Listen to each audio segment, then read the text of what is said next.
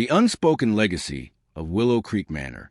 The slam of the door echoed to the grand foyer of Willow Creek Manor, a sound as sharp and jarring as the words that followed. "What the hell are you doing?" Gregory Thorne's voice tore through the summer air, sharp and furious. The sun was still high, casting sharp reflections across the turquoise pool. But all he saw was his 6-year-old daughter, Isabel, trembling and soaked to the bone, sitting at the pool's edge. Beside her, the young housemaid, Maya Williams, was drenched and gasping, her lips faintly blue. Gregory didn't glance at Maya. His eyes were locked on his daughter. "Sweetheart, are you all right? Are you hurt?" He crouched, inspecting Isabel's tiny limbs for bruises, cuts, any sign of trauma. "I'm okay, Daddy," she choked out between coughs, shivering. "I fell. Miss Maya, she jumped in. She saved me." He didn't hear the last part. Not really. Or maybe he chose not to. From behind him, a weak voice spoke, strained. She slipped near the deep end. There was no time to call for help. I had to." "Don't talk," Gregory snapped, his fury turning toward Maya for the first time. "You were supposed to be watching her. How could you let her get that close to the pool?" Maya's teeth chattered slightly, her wet uniform clinging to her frame. At 29, she had only been working on the Thorne estate for 4 months. This was supposed to be a temporary job, a way to pay off her student loans after dropping out of nursing school to care for her ailing mother. But now, she stood before one of the most powerful men in Napa Valley, dripping and disoriented, being reprimanded like a criminal. I didn't let her. She was just playing with her doll and leaned in too far. I saw her go under. I jumped in, sir. She was sinking fast. "You should have yelled for help," he barked. "You don't just throw yourself in like a lunatic. What if you both drowned?" Maya paused, stunned. I couldn't swim. Neither could I, really. But I couldn't let her die." "You couldn't swim and you jumped in anyway?" Gregory's voice rose with disbelief and disgust. "Are you out of your damn mind?" Isabel reached out, tugging her father's sleeve. "Daddy, please don't yell at her. She saved me." Gregory pulled the girl into his arms protectively. "Go inside, sweetheart. Get warm. I'll be right in." "But now, Isabel." The girl looked back at Maya one last time before slipping through the sliding glass doors. Gregory turned again to Maya, who was now standing unsteadily, visibly struggling to breathe evenly. Her chest rose and fell rapidly, and she coughed hard, doubling over slightly. "You should have thought this through," Gregory said coldly. "You're lucky nothing worse happened." Maya looked up, her lips trembling not from fear, but from cold and something deeper, disbelief.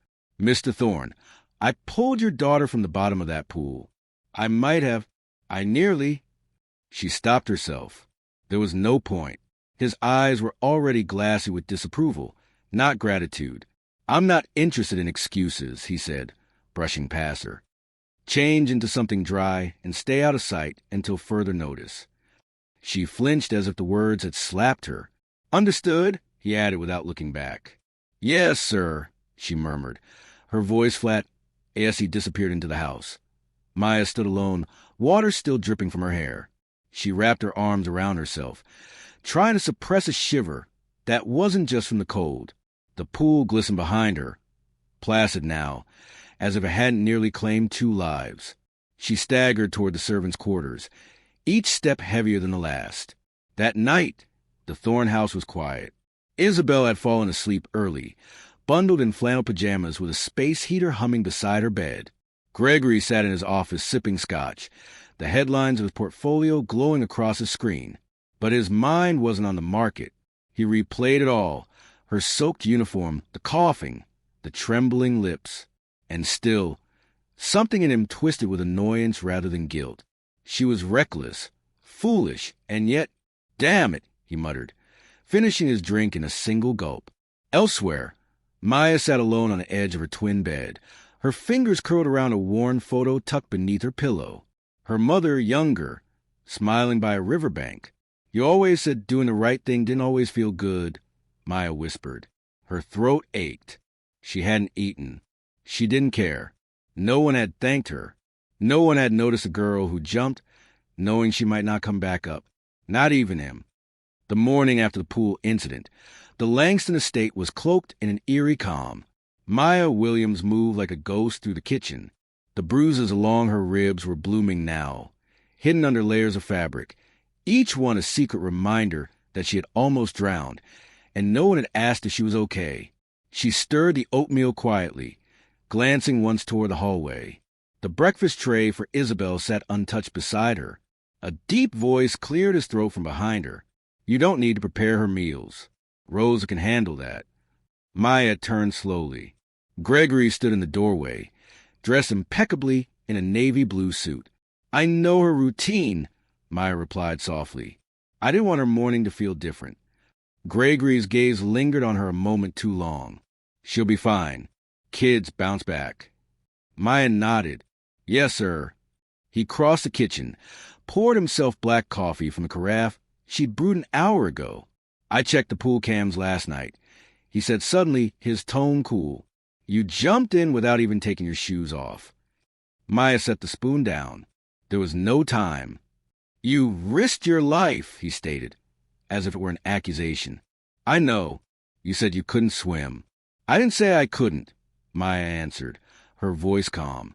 "I said I wasn't a strong swimmer. There's a difference." Gregory raised an eyebrow. "That's not what you said yesterday." "I was scared, Mr. Thorne," she said, turning to face him fully. "I had just pulled your daughter from the deep end. My heart was in my throat. My lungs were half full of water. Maybe I didn't say everything perfectly." For a moment, silence. He looked at her, really looked this time. The purple shadows under her eyes, the raw skin at her knuckles, the way she stood, slightly favoring one leg. But then, as if catching himself, he shifted his gaze toward the sink. "You still should have yelled," he muttered. "That's what people do in emergencies." I was the only one who saw her go under. By the time anyone heard me scream, it would have been too late. She paused. I didn't act recklessly. I acted fast. Isabel's soft footsteps interrupted the standoff. She entered the kitchen rubbing her eyes, dragging her stuffed penguin by the flipper. "Morning, Daddy." "Morning, Maya." "Good morning, sweetheart," Maya said gently, crouching to Isabel's level. "I made your favorite." The little girl beamed. "Thank you." Then she looked at her father. "Can Maya eat with me?" Gregory hesitated. "I think Maya has a lot to do today." "I already finished my chores," Maya interjected, her tone respectful. "If it's all right, I'd like to sit with her." He didn't answer at first, but Isabel was already pulling Maya toward the table. They sat across from each other. Gregory remained standing, watching the scene with a strange tightness in his chest. "I have to go into town." "I've got meetings," he said. He kissed the top of her head and left without another glance at Maya. After the door closed, the little girl whispered, "He was really mad yesterday." "He was scared," Maya said gently. "Sometimes fear wears the face of anger. Does that mean he wasn't really mad at you?" Maya gave a small smile. "I think he was mad at the whole situation. Not just me." Isabel nodded, then leaned closer. "I'm glad you were there." Maya blinked hard. "Me too, sweetheart. Me too." The early afternoon sun filtered softly through the large bay windows of the living room. Gregory stood in his study, arms folded, staring at the security footage on his computer screen. The camera overlooking the backyard had captured everything. Isabel teetering near the pool's edge, the sudden slip, the flailing limbs. Then Maya dropping the dish towel, running, not even stopping to kick off her shoes, plunging head first into the water. He watched it again and again. She never hesitated, not for 1 second. He paused the footage just as Maya resurfaced, dragging Isabel to the edge, her face twisted in effort and fear. He noticed something now he hadn't before. Maya had slipped once, briefly going under with the child before pushing Isabel up and finding her footing again. He hadn't seen that, hadn't asked, hadn't cared. A knock pulled him from the screen. Javier, the head groundskeeper, peeked in. "Sir," the gardener from the south side said he saw a few news vans parked on the main road. Seemed someone tipped them off. Gregory frowned. "News vans? Keep them away from the property." "No comment." Understood. Yes, sir. Javier left swiftly. This wasn't just a personal embarrassment anymore. It was beginning to ripple outward. He checked the time. Isabel would be starting her reading hours soon. Maya often sat with her in the den. He stood and made his way toward the den. Inside, Isabel was curled on the plush rug, book in hand, while Maya sat beside her on a low ottoman. The girl read aloud, stumbling now and then on the longer words, but Maya corrected her gently, patiently. And the little bear said, "But how will I know if you're still watching me when I'm asleep?" Isabel read. Maya smiled. And what did the mama bear say? Isabel squinted at the words. She said, "Because the stars will still be shining, and that's me looking down at you." Gregory remained in the hallway, listening. That line hit him harder than he expected. He hadn't read that book to Isabel, hadn't read much of anything to her in months. He cleared his throat and stepped inside. Maya stood quickly, smoothing her pants. "Mr. Thorne, please sit." He gestured vaguely. "I just wanted to speak." Isabel looked up. "Can Maya finish the chapter first?" Gregory gave a small smile. "Go ahead." He sat in the armchair nearby, feeling strangely like a guest in his own home. When the final page turned and Isabel wandered off to find her markers, Gregory leaned forward. "Maya," he began, his voice low, "I need to apologize." She turned to him slowly, uncertain. "I was wrong yesterday. The way I reacted, the things I said. I watched the footage this morning. You didn't hesitate. You didn't think about yourself." He stopped, swallowing hard. "I should have thanked you, and I didn't." Maya was quiet for a moment. "I wasn't looking for thanks." "I know," he said, "but you deserved it." She nodded, not out of humility, but restraint. "The wounds are too fresh for quick healing. I'm aware of how this house works," she said quietly. "What people think of me, of my place here. I'm the help. That's how it's always been." Gregory stiffened. "You're not." "I know what I am," she interrupted, but not angrily. "It's fine. I don't need anyone to pretend. But Mr. Thorne, when I pulled her out and you looked at me like I was the problem, like I'd done something wrong, I realized something." "What's that?" "I realized that even when we do everything right, some people still see us as a threat or a mistake." The words landed like a stone in his chest. Gregory looked at her, really looked, past the plain clothes, past the role, past his own discomfort. He saw a young woman who had risked her life for his child, and he had treated her like an inconvenience. "I can't change how I reacted yesterday," he said softly, "but I can try to do better moving forward." She nodded again, but more gently this time. "Thank you," she said. "That's more than most would say."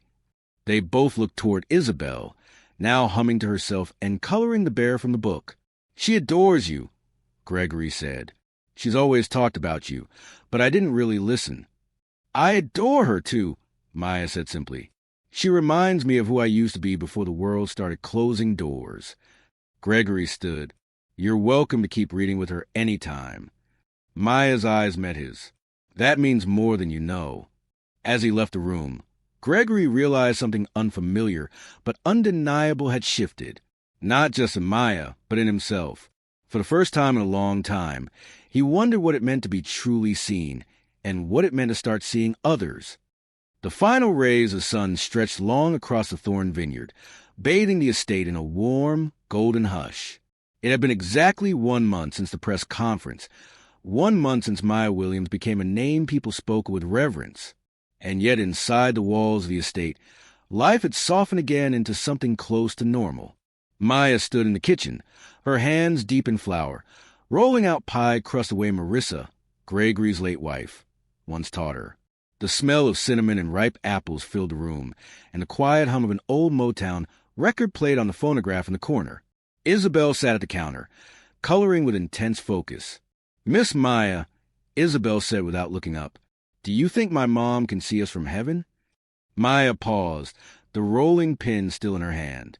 "I think she never stopped watching." The little girl nodded, seemingly satisfied. "She'd like that I'm drawing her garden."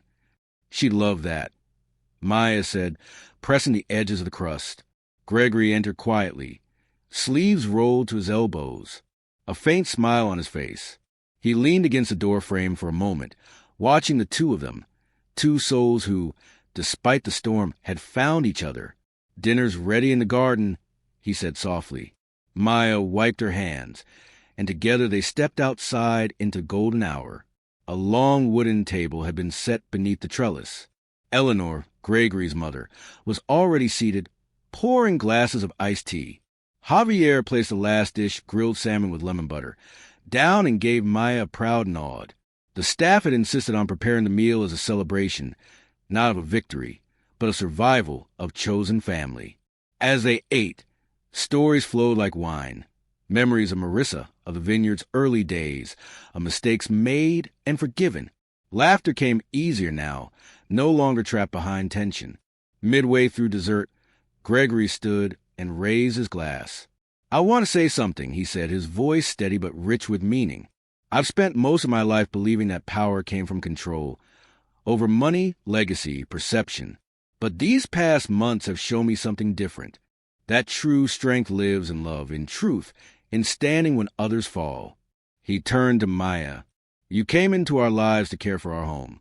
Instead, you rebuilt it, not with hammers, but with courage, not with blood, but with honor. And for that, Maya, you will always have a place here, not as staff, but as family." Maya stood slowly, unsure what to say. The table waited, hushed and expectant. "I didn't do any of this alone," she said. "I did for Isabel, for Marissa, for every woman who's been dismissed, and every child who deserves to feel safe. But mostly I did it because it was right. And doing what's right shouldn't make you exceptional. It should make you human." Applause followed, not loud, but full, like the vineyard itself was clapping with gratitude. As the sun dipped below the hills, Maya walked the path behind the trellis alone. There, nestled beneath the oldest rose bush, she placed a small wooden box. Inside were the remnants of the last few months. Copies of the letters, the note from Marissa, a pressed flower Isabel had given her on the night the threats had stopped. She buried it gently, patting the earth with reverent hands, not to forget, but to remember on her own terms. When she stood, Gregory was there. "She would have been proud of you," he said. Maya looked at him, eyes soft. "She's the reason I found my voice." He nodded. "And now that you have it, what will you do next?" She exhaled, looking out across the hills. "I'm not sure," she said. "Maybe start something. A center for women like me. For girls like Isabel to grow up believing they never need to shrink to be safe." Gregory smiled. "If you do, I'll fund it." She smiled back. "I thought you might say that." They walked back in silence, side by side. That night, after Isabel had gone to bed, Maya sat on the porch alone, wrapped in one of Marissa's old shawls. The vineyard glowed under the moonlight, peaceful, sacred. A life once confined to shadows had bloomed into something radiant. And Maya Williams, once overlooked, now stood at the center of her own story, whole, unafraid, and unforgettable.